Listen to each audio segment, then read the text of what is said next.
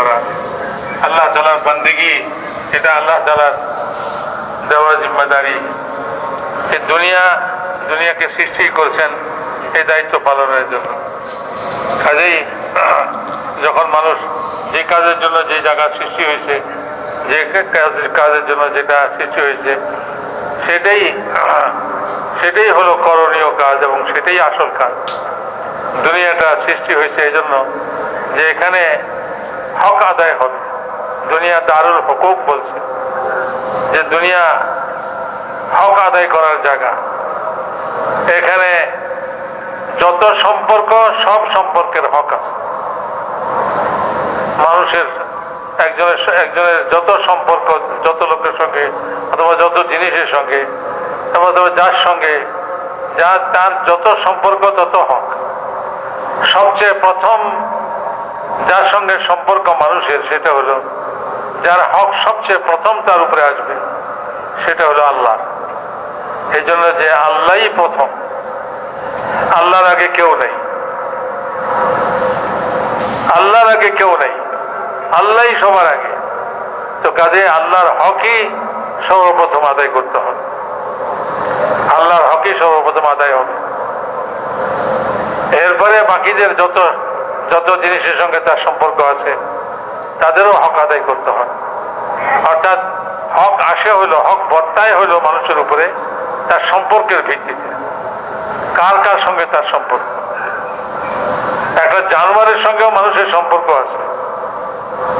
যে জানোয়ারটাকে সে লালন পালন করে অথবা কিছু তার দ্বারা উপকৃত হয়, রাসূল পাক সাল্লাল্লাহু আলাইহি ওয়াসাল্লাম ওই জানোয়ারেরও হক বাতায় দিয়েছে।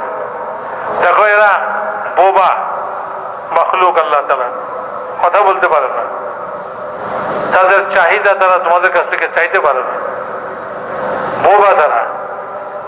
তো তাদের হক তোমরা আদায় করবে, যদিও তারা মুখে বলতে পারে না।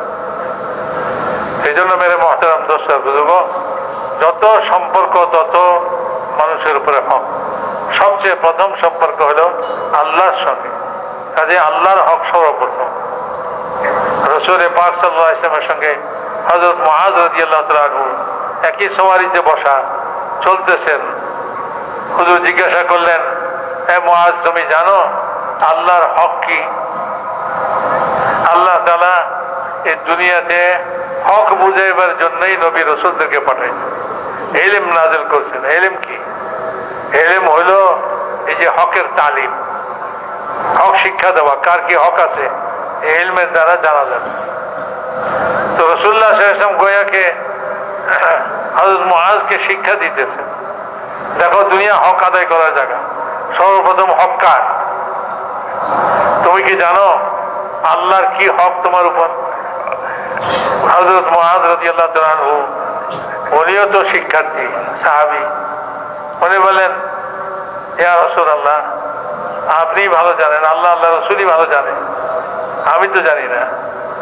তো রাসূলুল্লাহ সাল্লাল্লাহু আলাইহি ওয়াসাল্লাম বললেন যে আল্লাহর হক হলো আল্লাহর বন্দেগী করা হবে, আর আল্লাহর সঙ্গে কাউকে তার বন্দেগীতে অংশীদার করা হবে। এটা হলো আল্লাহর হক। আল্লাহর বন্দেগী করবে, আর এই বন্দেগীতে আল্লাহর সঙ্গে কাউকে শরীক করবে, একা আল্লাহর বন্দেগী করবে, এক আল্লাহর বন্দেগী করবে। এই বন্দেগীতে কাউকে শরীক করবে না। আল্লাহ একা, আল্লাহ সব কিছু একাই করেন, একাই সৃষ্টি করেন। তো আল্লাহ তাআলা, আল্লাহর সঙ্গে কাউকে শরীক করা যাবে না, অংশীদার করা যাবে না। এটা হলো আল্লাহ তাআলার হক। তো মেরে মহতারাম দোস্ত বুঝলো, এরপরে যত সম্পর্ক দুনিয়াতে, যত কিছুর সঙ্গে আমাদের সম্পর্ক, সবারই হক আমাদের উপরে আসবে। যার সঙ্গে যত বেশি সম্পর্ক, গুরুত্বপূর্ণ সম্পর্ক, তার হক আগে আসবে। আল্লাহ রসুলের হক আসবে, আল্লাহর পরে আল্লাহ রসুলের হক আসবে। মেরে মহতারাম দোস্ত, এরকম ভাবে আল্লাহর কিতাব, এই কিতাবের সঙ্গে আমার সম্পর্ক আছে, কাজে এই কিতাবেরও হক আছে। আল্লাহর কিতাবের, আল্লাহর কালামের, এইটারও হক আছে। এটার হক কতখানি তুমি এটাকে তেলাওয়াত করো, এটার উপরে আমল করো, এবং এই কিতাবের মধ্যে যা তোমাকে নির্দেশনা দেওয়া হয়েছে, যা কিছু হুকুম তোমাকে দেওয়া হয়েছে, সেই অনুযায়ী তুমি চলো। এটাই কিতাবের হক। রসুলের হক বাতাই দিয়েছেন। রসুল আসছেন, রসুলকে কেন প্রেরণ করছেন আল্লাহ তাআলা? ওমা আরসালনা মিন রাসূলিন ইল্লা লিইউতাআ বিইذنিল্লাহ। আল্লাহ তাআলা বলেন, আমি যখনই কোনো রসুলকে পাঠাইছি এই জন্য পাঠাইছি যাতে আল্লাহ তাআলার হুকুমে আল্লাহর ইতাআত দুনিয়াতে কায়েম করে। আল্লাহর ইতাআত কায়েম করবার জন্যই রসুলদের আসা। তো কাজে রসুলদের অনুসরণ করতে হবে, তার ইতাআত করতে হবে। চাইলে না আমি তার কথাকে মাইনে আল্লাহ তাআলার ইতাআত করব। তো এই জন্য মেরে মুহতারাম দোস্ত বুজুর্গ, বলেন যে সমস্ত মখলুকের সকলেরই হক আল্লাহ তাআলা মানুষের উপরে রাখছেন। আর যত রকম সম্পর্ক আছে সেই হিসাবে হক। আল্লাহ আসমান থেকে ঈমান নাজিল করছেন। মানুষ যখন ঈমান আনে তো তার জন্য কর্তব্য হয়ে যায় যে সে আল্লাহ তাআলার বন্দেগী করে। ইমাম গাযালী রাহমাতুল্লাহ আলাইহি বলছেন, ঈমান আর ইলম দুই জিনিস আসমান থেকে আসছে। আর এই ঈমানের দ্বারা আল্লাহর সঙ্গে সম্পর্ক কায়েম হবে, আর ইলমের দ্বারা আল্লাহ তাআলার হুকুম জানা যাবে, হুকুক জানা যাবে, হক জানা যাবে। দুনিয়াটা হক আদায় করার জায়গা। এখানে যদি হক আদায় হয় তাহলে দুনিয়াটা শান্তির জায়গা হবে। আর যদি এখানে হক নষ্ট করা হয় তো দুনিয়াটা অশান্তির জায়গা হবে। চিন্তা করে দেখেন, মা বাপ, ভাই বোন, আত্মীয় স্বজন, পাড়া প্রতিবেশী, তাদের যত হক আছে এই সমস্ত হক যদি আমি আদায় না করি, পুরা না করি, তাদের হক আমি তাদেরকে না দেই, তো কি হবে? আপোষে ঝগড়াই হবে, মারামারি হবে, কাটাকাটি হবে, অশান্তি হবে দুনিয়া। এরকম সারা দুনিয়া ব্যাপী মানুষ হিসাবে মানুষের সঙ্গে সম্পর্ক আছে, সবাই আল্লাহ তাআলার বান্দা। তো মেরে মুহতারাম দোস্ত বুজুর্গ, যখন মানুষ হক আদায় করে তখন দুনিয়াতে শান্তি হয়ে যায়। আর যখন হক নষ্ট করে তখন দুনিয়াটা অশান্তির জায়গাতে পরিণত হয়ে যায়। যে কোনো জিনিসের হক নষ্ট করবেন সেটার দ্বারা অশান্তি সৃষ্টি হয়। এই জন্যই এই তবলিগের কাম, বলেন যে ভাই এটা কি শিখবার জন্য যে আমি আল্লাহ তাআলার কি হক আছে এটাকে শিখি, আল্লাহর সঙ্গে আমার সম্পর্ক কায়েম করি। এই যে আল্লাহ রাস্তা বাইর হওয়া, 4 মাসের জন্য বাইর হন, চিল্লার জন্য বাইর হন, এটা কিন্তু আসল উদ্দেশ্য নয়। এই বাইর হওয়ার উদ্দেশ্য হলো যে আমি একাগ্র হই, একদিক হই, এক মন হই। কারণ আমি যখন সংসারে থাকি তখন সেখানে বিভিন্ন জিনিসের কারণে আমার মন একদিকে যায় না, চারিদিকে সব জিনিসের সঙ্গে মন আমার বিক্ষিপ্ত থাকে। তো একাগ্র এক মন হওয়া, এটার জন্যই আল্লাহর রাস্তায় বাইর হওয়া, 4 মাসের জন্য বাইর হওয়া। আর এই জিনিসটাকে শিখবার জন্যই যে আল্লাহ তাআলা আসমান থেকে ইলম নাযিল করছেন, আল্লাহ তাআলা হক বাতাই দিয়েছেন, কার কি হক আছে সে হকের তালিম হবে। এবং সে হকের তালিম,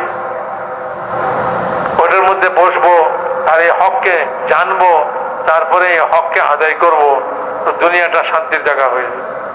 আর যখন আমরা এগুলি জানবোই না, যেমন জানি না, এখন জানি না, খায়েশাতের পিছনে ছুটতেছি, নিজের খায়েশের পিছনে ছুটতেছি, আমাদের কোনো খবরই নাই যে কার কি হক আছে।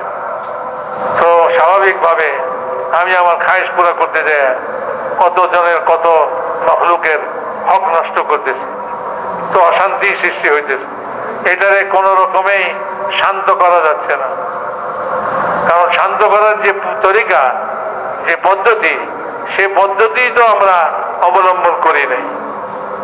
শান্তির পদ্ধতি ছিল যে সবাই হক সম্পর্কে অবগত হয়, প্রত্যেকের হক, আমার উপরে কার কার হক আছে, কি হক আছে সেটাকে আমি জানি, আর তারপরে আমি সে হককে আদায় করি। আল্লাহর হককে আমি আদায় করি তো আল্লাহ তাআলাও শান্তি দিবেন।